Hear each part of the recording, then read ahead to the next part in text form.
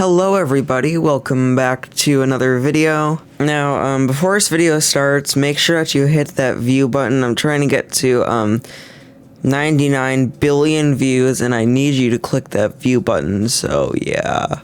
Well, why am I even making this video? To be honest, I have no idea. I spent like 3 weeks making the most epic haunted house ever, for some reason.